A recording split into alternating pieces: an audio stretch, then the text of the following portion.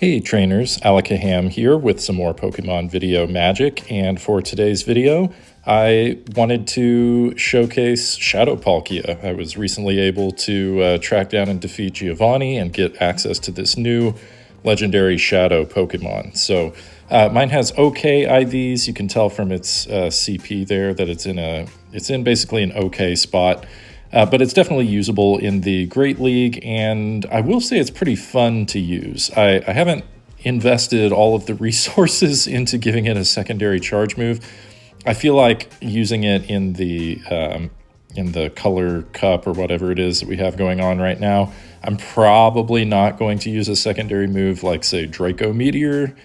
So I'm just going to go for the move that I can get to pretty quick.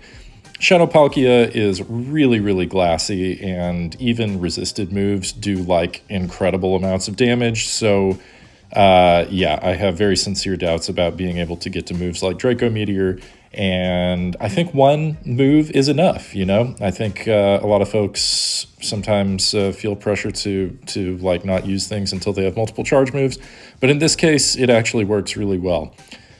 Just having the one charge move is fine. Do you get a benefit from more? Sure, but you don't need that for Shadow Palkia to actually be usable. Again, this Pokemon is just kind of okay in the Great League in general. It has a little bit of play in the Color Cup here, but it is kind of tricky to use. So I ran some things through PvPoke and basically came up with this team compilation where I have Shadow Palkia on the lead. And the idea here is to give Shadow Palkia a bunch of shields so that I can focus on fast move damage. So Stab, Dragon Tail with the Shadow boost does like a ton of damage. So you can put a lot of fast move pressure on your opponents that way. And then the things that basically beat Palkia are fairies, of which I really only have to worry about water fairies in this cup, and the grass Pokemon can do quite a bit of damage there.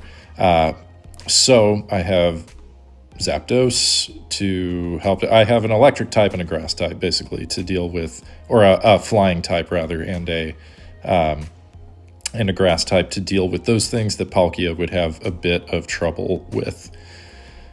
Okay, so you're about to see Palkia did okay here. Palkia took a resisted Mud Bomb and almost died, but saved just enough health to kind of get away with things there. And I'm definitely going to have enough health to come back in with the Zapdos and throw a Drill Peck.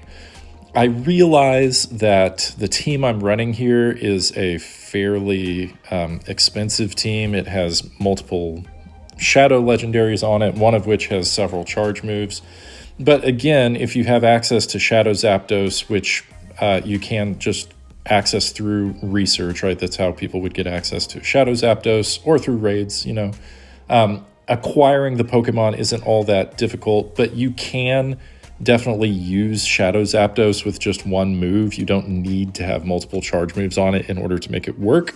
It's Drill Peck that makes this Pokemon really valuable, because Thunder Shock does really good damage for energy generation now, and Drill Peck charges up really, really fast.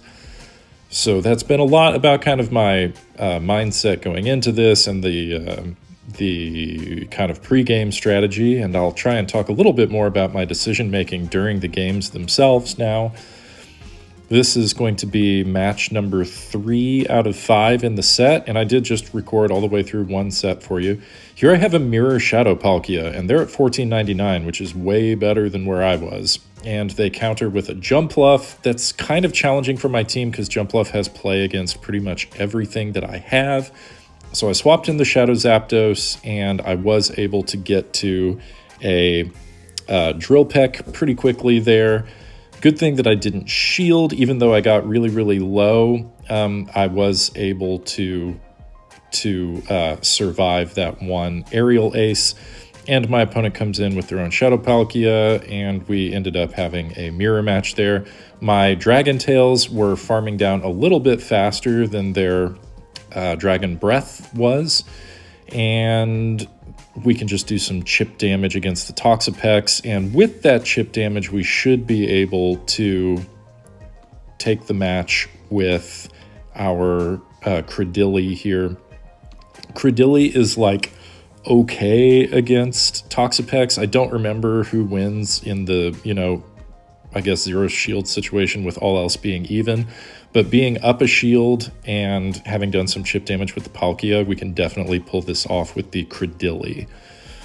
Also, I have kind of an advantage-disadvantage thing here in that I have used basically all my charge TMs trying to get rid of frustration on Shadow Pokemon recently, so I have not changed Stone Edge from my Cradily to Rock Slide, which is the, I think, preferred move on PV Poke. It does take me one more fast move in order to get to Stone Edge than it would to get to Rock Slide, but Stone Edge does quite a bit of damage. You can see right there that I did a very serious chunk of the health out of that Electrode. I am just going to stay in this matchup and see if I can take out the Electrode, which I did. I figured they would not want to shield again, given that they were already down a shield. And basically what I wanted here was to get chip damage on the Gastrodon, because Gastrodon technically beats Shadow Palkia just by fast move damage. But I knew that if I could get some chip damage on the Gastrodon, then I would actually be able to farm down with the Shadow Palkia. I just needed a little bit of a head start. Now I'm in an awkward position because their Cradily does really well against both my remaining Pokemon, and I thought things were over, but no. Shadow Zapdos survives with 1 HP and then dies based on their fast move. We don't quite kill them, but I still had the Shadow Palkia ready to go. So that was really close, but really fun. And you can see it was a 5-0 match. Shadow Palkia is really fun. I'd love to hear about your experiences with the Pokemon if you've played with it. Until next time, trainers.